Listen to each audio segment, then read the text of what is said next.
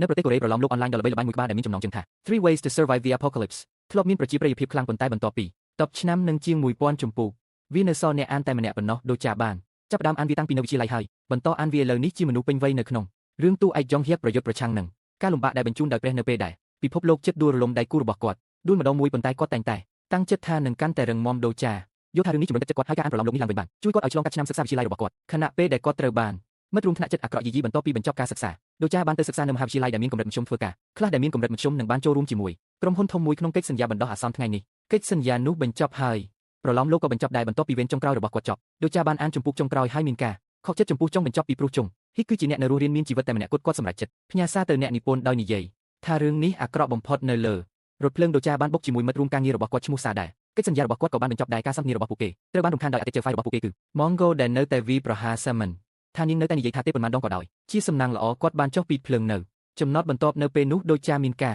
រភ្ញាក់ឲ្យនៅពេលទទួលបានការឆ្លើយតបពីអ្នកនិពន្ធសារនេះថ្លែងអំណរគុណដល់ Dojol សម្រាប់ការអានរហូតដល់ចប់ហើយទទួលស្គាល់ថាគាត់គឺជាហេតុផលតែមួយគត់ដែលវាត្រូវបានបញ្ចប់អ្នកនិពន្ធនិយាយថាប្រសិនបើ Dojol ស្អប់ចុងបញ្ចប់នៃរឿងនេះគាត់គួរតែសាកល្បងសរសេរអត្ថបទតខ្លួនរបស់គាត់នៅពេលដែលកម្មវិធីចាប់ផ្ដើមនៅម៉ោង 7:00 យប់ភ្លាមនោះរថភ្លើងក៏ញ័រហើយឈប់ខណៈពេលដែលសម្លេងមួយប្រកាសថាសេវាកម្មឥតគិតថ្លៃរបស់ប្រព័ន្ធភព 85112 បានបញ្ចប់ដូច្នេះនេះជាការចាប់ផ្ដើមនៃខ្លឹមសារបងប្រាក់ដូ Java ពិនិត្យមើលទូរស័ព្ទរបស់គាត់ហើយបញ្ជាក់ថាម៉ោង 7:00 យប់ហើយដឹងថានេះជារបៀបដែលប្រឡំលោកចាប់ផ្ដើមសត្វមួយក្បាលមកពីរឿងព្រេងនិទានកូរ៉េឈ្មោះ G-Cap បានលេចឡើងនៅលើរថភ្លើងពេលអ្នកដំណើរចាប់ផ្ដើមប្រមាថវាយន្តហោះ G-Cap នឹងបាញ់គាត់ចំក្បាលដោយភ្នែកឡាសេរបស់វាបរិះនោះបានដួលស្លាប់ហើយមនុស្សគ្រប់គ្នាភ័យស្លន់ស្លោប៉ុន្តែសត្វនោះបានបិទមាត់មនុស្សគ្រប់គ្នាដោយមុខគួរឲ្យខ្លាចបន្ទាប់មកការពុកភុយប្រកាសថាព្រះបានសម្រាប់ចិត្តថាមនុស្សជាសត្វដ៏គួរឲ្យខ្លាចដូច្នេះពួកគេសឹមនឹងទទួលទណ្ឌកម្មមនុស្សទាំងអស់នឹងត្រូវបានផ្ដល់ដំណាក់កាលមួយហើយរបៀបដែរពួកគេដោះស្រាយវានឹងសម្រេចជោគវាសនារបស់ពួកគេមិនយូរប៉ុន្មានរូបភាពហូឡូក្រាមដែលពន្យល់អំពីដំណាក់កាលដំបូងបានលេចឡើងនៅជុំវិញអ្នកដំណើរក្នុងរយៈពេល10នាទីពួកគេត្រូវតែសម្រាប់សារពាង្គកាយមានជីវិតមួយឬច្រើននៅក្នុងទូភ្លើងអ្ន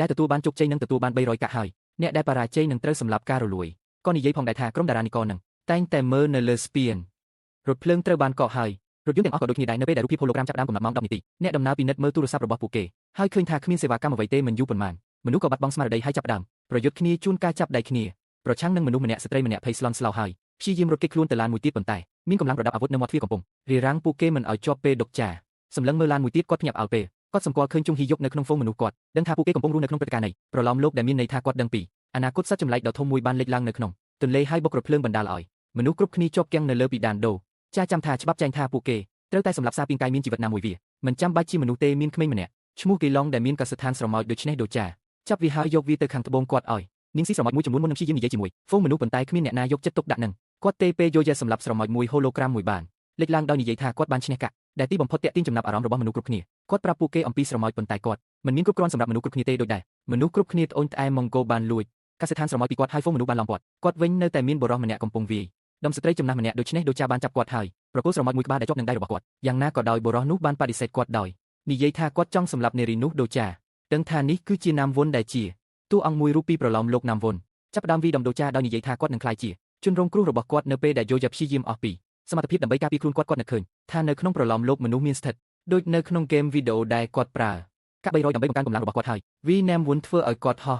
កាត់ឡានណាមវុនឆ្លើយតបដោយការធ្វើឲ្យសកម្មនៅជំនាញភ្នាក់ដឹងខ្លួនដល់ខ្មាំងរបស់គាត់ដែលអនុញ្ញាតឲ្យគាត់យកឈ្នះដុកយកបានយ៉ាងងាយស្រួលក្នុងរយៈពេលប៉ុន្មានវិនាទីនៅពេលនោះហ្វូងមនុស្សបានទម្លាក់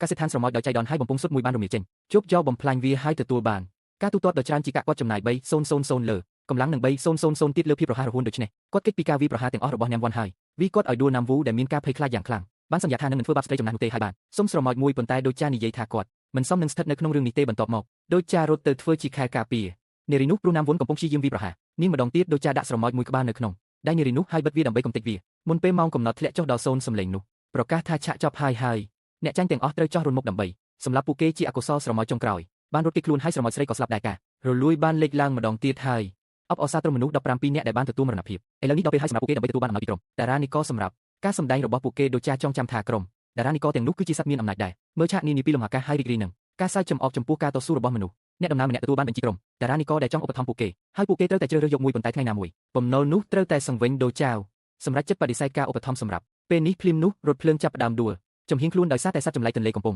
ព្យាយាមអូសវាចុះអតិថិហ៊ានម្នាក់កំពុងព្យាយាមបើកទ្វារឲ្យដូចាស្គាល់គាត់ថាជាតួអង្គយ៉ាន់សុងនៅពេលដែលរថភ្លើងចាប់ផ្ដើមប៉ះនឹងទឹកតុកចាបានបង្រៀនយ៉ាន់សុងពីរបៀបប្រើជំនាញពិសេសយ៉ានងធ្វើឲ្យកម្លាំងខ្លាំងក្លាសកម្មដែលអនុញ្ញាតឲ្យគាត់បត់ទ្វារឲ្យបើកមនុស្សគ្រប់គ្នាឡើងចុះយ៉ាងលឿនខណៈពេលដែលតុកចាសង្កេតឃើញថាគីឡុងនៅតែនៅក្នុងឡានយំសោកស្ដាយចំពោះកសិដ្ឋានស្រមោចរបស់គាត់ដូចាសុំទោសហើយនាំគាត់ចេញមក នៅពេលដែលអ្នករស់រានមានជីវិតរត់លឿនតាមដែរអាចធ្វើទៅបានសម្លេងនោះបានប្រកាសពីឆាកថ្មីពួកគេត្រូវតែឆ្លងកាត់ស្ពានដោយជោគជ័យសត្វចម្លែកនោះបានវាបំបែកផ្នែកមួយនៃស្ពានដើម្បីបង្កើតជាចន្លោះដ៏ធំមួយមុនពេលវាត្រឡប់ទៅទន្លេវិញដើម្បីធ្វើឲ្យភារកិច្ចកាន់តែពិបាកការរលួយបានទម្លាក់រថភ្លើងមួយនៅលើស្ពានហើយធ្វើឲ្យមនុស្សស្លាប់ទាំងអស់ដេញតាមអ្នកលេងដែលនៅរស់ដូចាវ៉ានិងយ៉ានសុងព្យាយាមប្រយុទ្ធប្រឆាំងនឹងពួកគេប៉ុន្តែពួកគេត្រូវបានយកឈ្នះយ៉ាងងាយនៅពេលនោះសាអាចធ្វើឲ្យជំនាញរបស់នាងសកម្មដែលបង្កើតផ្លូវបណ្ដោះអាសន្នឆ្លងកាត់គម្លាតអ្នករស់រានមានជីវិតចាប់ផ្ដើមរត់លើវាដើម្បីរត់គេចខ្លួនហើយដូចជាបានប្រាប់ពួកគេថាឧស្ម័នពលនឹងរីករាលដាលឆាប់នេះដូច្នេះពួកគេត្រូវចុះទៅក្រោមដីគាត់គិតថាពួកគេគួរតែទៅស្ថានីយរថភ្លើងក្រោមដីដែលនៅជិតបំផុតប៉ុន្តែបន្ទាប់មកគាត់នឹកឃើញថានៅក្នុងប្រឡោមលោកចុងហៀបបានស្លាប់នៅទីនោះខណៈពេលកំពុងប្រយុទ្ធជាមួយនាងគាត់បានប្រើជំនាញមួយដើម្បីត្រឡប់ទៅដើមរឿងវិញហើយអ្នកផ្សេងទៀតនៅក្នុងស្ថានីយបានស្លាប់ទាំងអស់ប្រសិនបើពួកគេចង់រស់រានមានជីវិតពួកគេត្រូវតែរក្សាយ៉ងហុកឲ្យនៅរស់ដើម្បីកុំឲ្យគាត់ចាប់ផ្ដើមឡើងវិញហើយលោកដូយ៉ាគិតថាគាត់អាចជួយគាត់ដោយប្រើប្រាស់ចំណេះដឹងរបស់គាត់អំពីអនាគតទន្ទឹមនឹងនេះដែរយ៉ងហៀកំពុងប្រើដាវនឹងកាំភ្លើងដើម្បីផ្ដួលរំលំអ្នកវិប្រហារទាំងអស់បន្ទាប់មកគាត់បានទៅចិត្តដូយ៉ាហើយសួរគាត់ថាគាត់បានធ្វើអ្វីព្រោះអ្នកមួមិនគួរស្លាប់លឿនយ៉ាងនេះទេដូយ៉ាចែករំលែកអ្វីដែលនឹងកើតឡើងនៅក្នុងស្ថានេះហើយធ្វើពុតជាមានជំនាញព្យាករចុងហុកចាប់ប្រវត្តិរបស់គាត់ពីលើកែមរួចសួរគាត់ថាត្រូវប្រើយុទ្ធសាស្ត្រអ្វីដូយ៉ាភ័យស្លន់ស្លោហើយមិនដឹងថាត្រូវឆ្លើយអ្វីទេដូច្នេះចុងហុកប្រាប់គាត់ឲ្យទៅជួបគាត់នៅពេលក្រោយនៅស្ថានីយមុនពេលទម្លាក់គាត់ចូលទៅក្នុងទឹកសត្វចម្លែកនោះលេបដូយ៉ាហើយវាក៏ធ្លាក់ចូលទៅក្នុងពោះរបស់វាហូឡូក្រាមប្រកាសពីដំណាក់កាលថ្មីមួយគាត់ត្រូវតែសម្លាប់សត្វចម្លែកហើយរត់គេចខ្លួនពួក Decap ក៏នៅទីនោះដើម្បីនិទានរឿងអំពីអូដែរដូច្នេះយកចិត្តធ្វើឲ្យវាភ្ញាក់ផ្អើលដោយហៅវាតាមឈ្មោះរបស់វាថាផងគាត់ក៏ដឹងដែរថាបងជា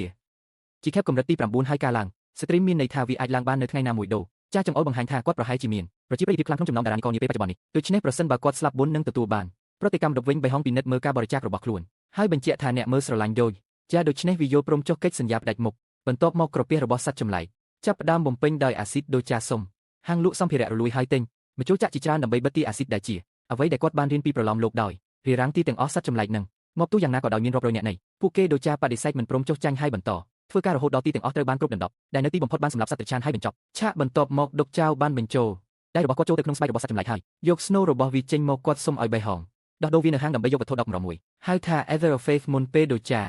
ចាក់ចេញពីហងបានផ្ដល់ឲ្យគាត់នៅកញ្ចប់ចាប់ផ្ដើមមួយដែលរួមមានរបាំងមុខដូចាពាក់វាមុនពេលចេញទៅខាងក្រៅព្រោះឧស្ម័នពលបាននៅក្នុងតំបន់នោះរួចហើយគាត់ដួលលើច្រាំងហើយចាប់ផ្ដើមទទួលបានការផ្ដល់ជូនឧបត្ថម្ភជាច្រើនពីក្រុមតារាដូច្នេះគាត់ក៏បិទការជូនដំណឹងបន្ទាប់មកដូបជាវបានឈប់នៅហាងមួយដើម្បីទិញអាហារហើយបានរកឃើញសាកសពមួយចំនួនក្មេងស្រី2នាក់បានស្លាប់ទៅហើយក្មេងស្រីទី3ស្ទើរតែមិនរស់រានមានជីវិតភ្លាមនោះមានសត្វចម្លែកមួយបានបំបែកបង្អួចដូច្នេះដូបយកបានលើកអ្នករស់រានមានជីវិតហើយចាប់ផ្ដើមរត់ចុះតាមផ្លូវសត្វនោះដេញតាមពួកគេដោយបំផ្លាញអ្វីគ្រប់យ៉ាងនៅលើផ្លូវរបស់វាដូបចោលអាចរអិលចូលទៅក្នុងស្ថានីយរថភ្លើងក្រោមដីហើយទម្លាក់ច្រកទ្វារចុះមកទាន់ពេលសត្វចម្លែកនោះបុកវានៅក្នុងច្រកកបៀងក្រុមចៅមួយក្រុមបានលេចឡើងហើយពួកគេមានការភ្ញាក់ផ្អើលនៅពេលឃើញថាក្មេងស្រីហើយវ៉ាន់នៅរស់ដូបចៅចងចាំរឿងនេះពីប្រឡោមលោកបរោះទាំងនេះបានវីដំនឹងរំលោភបំពានលើហើយវ៉ាន់គាត់ចំណាយកាក់ចំនួន1500លើកម្លាំងហើយចាប់ផ្ដើមវាបរោះទាំងនោះមេដឹកនាំធ្វើឲ្យជំនាញរបស់គាត់សកម្មដើម្បីវិប្រហាប៉ុន្តែយកយកតិចផុតពីចលនាទាំងអស់របស់គាត់យ៉ាងងាយស្រួលហើយកុំចាត់គាត់ផងដែរនៅពេលដែលក្រុមចៅដែលនៅសល់ហ៊ីបនឹងវិប្រហាជាមួយគ្នាក្រុមអ្នករស់រានមានជីវិតមួយក្រុមបានបង្ហាញខ្លួនជាមួយនឹងជាប់កាប់នៅខាងមុខនេះធ្វើឲ្យពួកចៅចាក់ចេញក្រុមអ្នកចុះពីរថភ្លើងក៏មកទីនេះដែរហើយសូណាប្រាប់គាត់ថាអានហូជាសមាជិកសភាគាត់ដឹកនាំអ្នក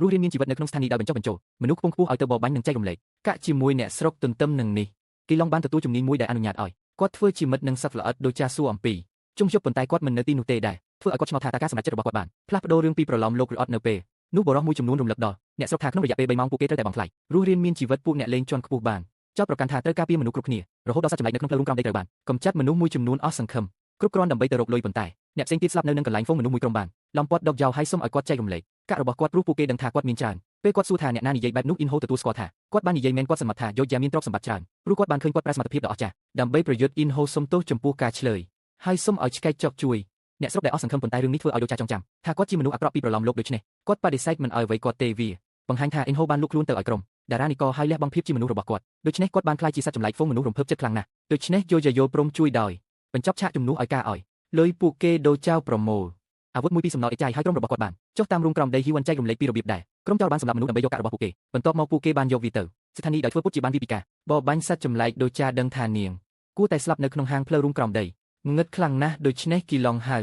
អំពិលអំពែជាច្រើនមកបំភ្លឺកន្លែងនោះមិនយូរប៉ុន្មានហ្វូងសត្វចម្លែកមួយហ្វូងបានលេចចេញមកហើយការប្រយុទ្ធដ៏សាហាវមួយក៏ចាប់ផ្ដើមសមាជិកក្រុមភាគច្រើនប្រើអាវុធហើយសម្លាប់សត្វទាំងនោះយ៉ាងឆាប់រហ័សនៅពេលដែលពួកវាមកសារដឹងថាជំនាញរបស់នាងគឺបាញ់សំណាញ់ដូច្នេះនាងប្រើវាដើម្បីវិប្រហាជាអកុសល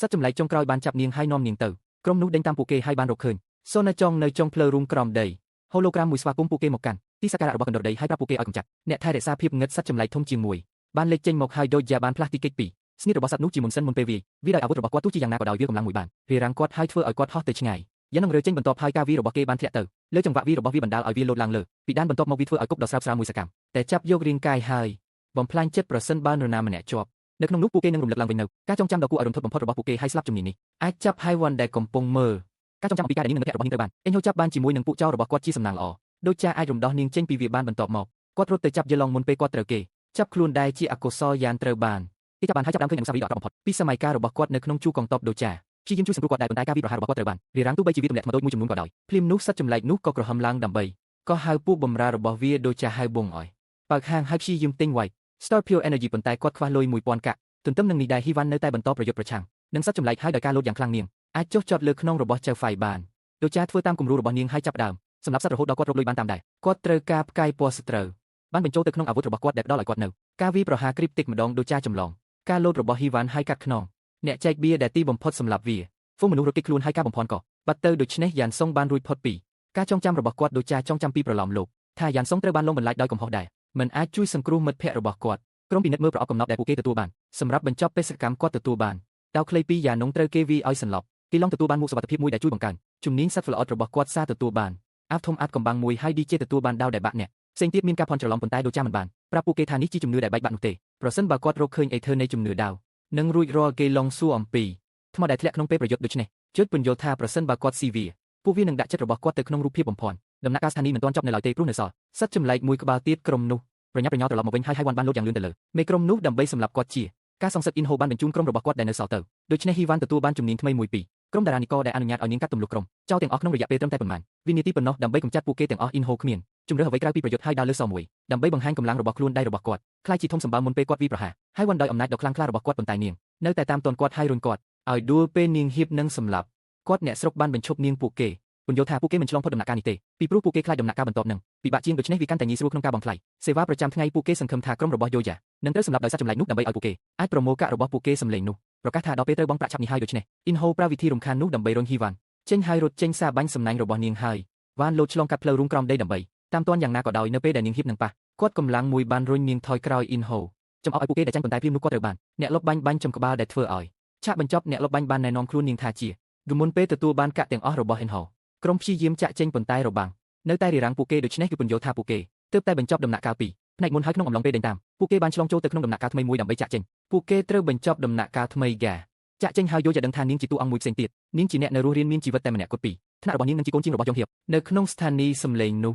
បានប្រកាសថាតំបន់នេះមានអ្នករស់រានមានជីវិតចំនួន104នាក់ហើយពួកគេមានពេល12ដើម្បីទៅដល់តំបន់បៃតងមុនពេលសត្វចម្លែកចាប់ពួកគេមានតំបន់បៃតងត្រឹមតែ52ប៉ុណ្ណោះហើយពួកវាមានទំហំតូចដូច្នេះមនុស្សចាប់ដើមតស៊ូដើម្បីកន្លែងមួយក្រុមក្មេងទំនើងមួយក្រុមដឹកនាំដោយលោកភេលយឺបានបិទតំបន់វេបមួយហើយពួកគេគិតប្រាក់សម្រាប់កន្លែងទាំងនោះភេលយឺបានប្រើកាក់ទាំងនោះដើម្បីទិញប្រព័ន្ធសុវត្ថិភាពដែលបាញ់ទៅលើមនុស្សដែលព្យាយាមលួចចូលទៅក្នុងតំបន់វេបដោយមិនបានបង់ប្រាក់ដោយចាប្រាប់ក្រុមឲ្យបំបីគ្នាហើយរកមើលតំបន់បៃតងក៏បានបង្ហាញខ្លួនម្ដងទៀតជាមួយនឹងសារពីយ៉ងហាក់សម្រាប់គាត់យល់ព្រមប្រយុទ្ធជាមួយគ្នាប៉ុន្តែយោយ៉ានឹងត្រូវចាក់ចេញពីក្រុមរបស់គាត់ហើយរស់រានមានជីវិតតែម្នាក់ឯងសម្រាប់យប់នោះដូចាចងចាំពីរបៀបដែលមិត្តភក្តិម្នាក់នៅវិទ្យាល័យបានទេកំភ្លៀងគាត់ដើម្បីកុំឲ្យពួកអ្នកយាយីរំខានគាត់ដោយនិយាយថាយ៉ាងហោចណាស់មនុស្សម្នាក់គួរតែនៅរស់ដោយប្រើប្រាស់ចំណេះដឹងរបស់គាត់ដូចាបានទៅកាន់កន្លែងជាក់លាក់មួយដែលមិនទាន់បើកនៅឡើយលោកហងហាក់ដូចជាបានប្រកាសថាតំបន់បៃតងមួយចំនួននឹងរលាយបាត់ទៅហើយតំបន់ថ្មីនឹងលេចឡើងដើម្បីបន្ថែមភាពតានតឹងបន្ថែមទៀតចំណុចនៅក្រោមយកយ៉ាប្រែជាពណ៌បៃតងហើយគាត់ប្រាប់ក្រុមរបស់គាត់ឲ្យប្រយុទ្ធជាមួយអ្នកដទៃដើម្បីរស់រានមានជីវិតទោះជាយ៉ាងណាក៏ដោយហ៊ុនជ្រើសរើសប្រយុទ្ធនឹងសត្វចម្លែកជំនួសវិញ10នាទីកន្លងផុតទៅហើយសត្វសាហាវក៏លេចមុខនៅក្នុងស្ថានីយ៍ដើម្បីសម្លាប់មនុស្សទាំងអស់ដែលមិននៅលើចំណុចបៃតងអ្នកផ្សេងទៀតសម្រាប់ចិត្តជួយវ៉ាន់ហើយបន្ទាប់ពីស្ទាក់ស្ទើរខ្លះដុកយ៉ែក៏ដើរតាមពួកគេដែលគាត់គិតថ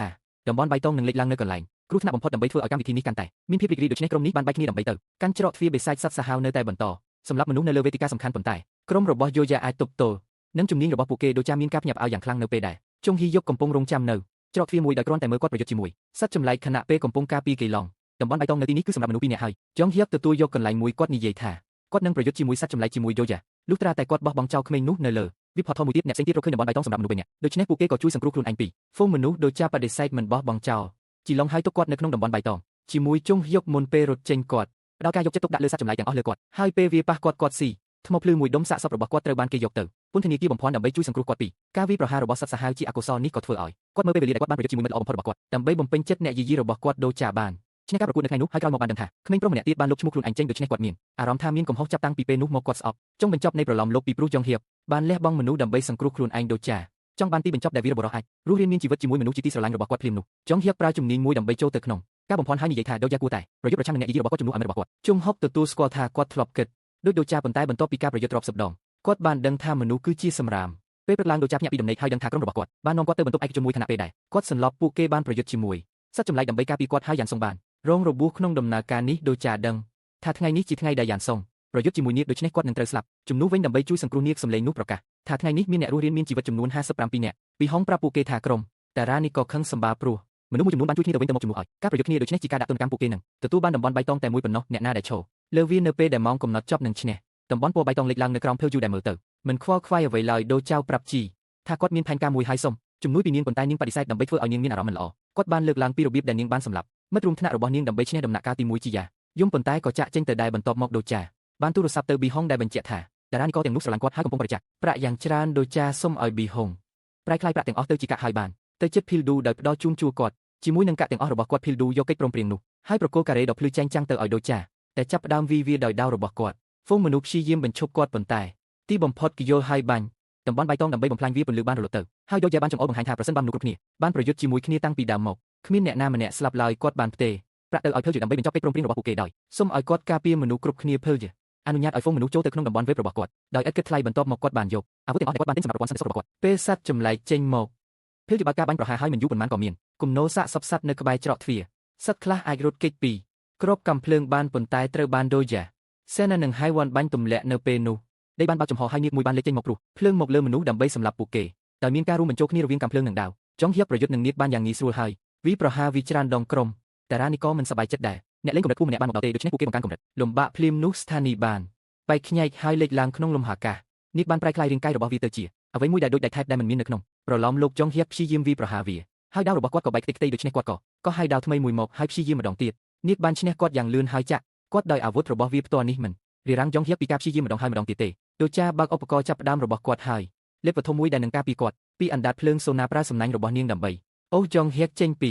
កណ្ដាប់ដៃរបស់សត្វចម្លែកហើយដូចយ៉ាងឡើងគ្រប់គ្រងការប្រយុទ្ធនាគនៅតែបន្តទម្លាក់គាត់ប៉ុន្តែយ៉ាងហោចណាស់ភ្លើងរបស់វាមិនបានធ្វើអ្វីឡើយខណៈពេលដែរនាគកំពុងរវល់យៈដ៏ធំមួយបានស្ទុះមកចាប់វាដួលទៅលើដីវាបង្ហាញថាដោយសារសត្វនេះជាសត្វល្អិតយឡងអាចគ្រប់គ្រងវាបានទោះបីជាគាត់មានអារម្មណ៍ឈឺចាប់ដូចសត្វចម្លែកនោះក៏ដោយជាអកុសលនាគនេះខ្លាំងពេកហើយកំពុងវាសត្វល្អិតនោះឲ្យសន្លប់ដែលអាចសម្លាប់យឡងក្នុងពេលឆាប់នេះយ៉ានងបដិសេធមិនព្រមបាត់បង់មិត្តភក្តិម្នាក់ទីទេឲ្យប្រញាប់ប្រញោចូលប្រយុទ្ធតែធ្វើឲ្យជំនាញពិសេសរបស់គាត់ភ្ញាក់ឡើងស្រោមដៃនេះប្រែក្លាយទៅជាខែលដែរបញ្ឈប់ការវាយប្រហាររបស់នាគហើយទេក៏ងើបឡើងដើម្បីរារាំងវាបន្ទាប់មកសាបានបង្កើតស្ពានសំណាញ់មួយសម្រាប់ហ៊ីវ៉ាន់លោតឡើងលើនាងចុះមកលើក្នុងនាគដើម្បីកាត់ដងខ្លួនវាពី3ដងឥឡូវនេះយ៉ានងអាចទម្លុះជញ្ជាំងដើម្បីរុញនាគចុះហើយដប់យកព្យាយាមចាក់វាយ៉ាងណាក៏ដោយនាគនោះបានហើរឡើងដើម្បីគេចចេញការរំលឹកឡើងវិញបង្ហាញថាផែនការនេះគឺចាក់ស្នូលនាគដើម្បីសម្រាប់វាប៉ុន្តែវាក៏នឹងសម្លាប់អ្នកវាយប្រហារផងដែររង្វាន់បេសកកម្មនឹងផ្ដល់ឲ្យពួកគេនៅវត្ថុមួយដើម្បីរស់ឡើងវិញមនុស្សម្នាក់សាបាញ់វើបម្ដងទៀតហើយខាត់នេះខណៈពេលដែលដប់យកលោតទៅចាក់វាចំទ្រូងប៉ុន្តែដាវមិនទំលុះទេជីបាញ់ចំទ្រូងនាគដើម្បីបង្កើតជាស្នាមប្រេះប៉ុន្តែសត្វចម្លែកនោះបានរុញដូចចាចេញទ្រូងបិទមុខរបួសហើយក្រុមបាត់បង់ក្តីសង្ឃឹមទាំងអស់ភ្លាមនោះចុងហុកបានបញ្ចប់ការសម្លាប់សត្វចម្លែកដែលនៅសល់ហើយប្រយុទ្ធជាមួយនាគកំដងទៀតបន្ទាប់ពីបដូរការវាយប្រហារពី3ដងគាត់អាចទម្លុះស្នូបានហើយដង្ហើមនាគបានគ្រប់ដណ្ដប់ពួកគេទាំងពីរដោយភ្លើងដូចប្រឡំលោកដែររាងកាយដែលកំពុងចេះរបស់ចុងហៀបបានដួលទៅលើដីហើយជំនាញរបស់គាត់បានធ្វើឲ្យសកម្មដើម្បីបញ្ជូនគាត់ត្រឡប់មកវិញដប់ចាសម្លឹងមើលពីរបៀបដែលមនុស្សគ្រប់គ្នាចាប់ដើមបាត់ខ្លួនហើយគិតថាវាចប់ហើយនៅពេលនោះគាត់មានការភ្ញាក់ផ្អើលយ៉ាងខ្លាំងនៅពេលឃើញថាអ្នកនិពន្ធបានទទួលយកការជួញដូររបស់គាត់នៅលើទីផ្សារហើយឡើងដល់កំពូលនៃជំនឿដូរចាដាក់វានៅក្នុងដាវរបស់គាត់ភ្លាមដើម្បីប្រែក្លាយវាទៅជាអាវុធគុណលក្ខណៈក្រុមដែលនៅសល់បានឡំពាត់នាគហើយរក្សាវាឲ្យរវល់ដោយផ្ដល់ពេលវេលាឲ្យយកយ៉ាឡូតលើវាហើយទីបំផុតសម្លាប់វាសម្លេងនោះប្រកាសថាឆាក់បានចប់ហើយដូចាបានធ្វើឲ្យជុងហ៊ីយករស់ឡើងវិញជាមួយនឹងរង្វាន់មួយស្ថានីយ៍នេះបានត្រឡប់មកធម្មតាវិញហើយយងហៀបមានការភ្ញាក់ផ្អើលនៅពេលឃើញថាជូយ៉ាបានរួចផុតពីការស្លាប់របស់នាគដោយសារដាវពិសេសហ្វូងមនុស្សអបអសាទរហើយឥឡូវនេះជូយ៉ាប្រកាសថាពួកគេអាចសរសេរចុងបញ្ចប់ថ្មីសម្រាប់រឿងនេះបានត្រូវប្រកាសថាជាវនឹងបើកការជូនដំណឹងដើម្បីអ្នកអាចមើលវីដេអូដូចនេះបានច្រើនទៀតអរគុណសម្រាប់ការទស្សនា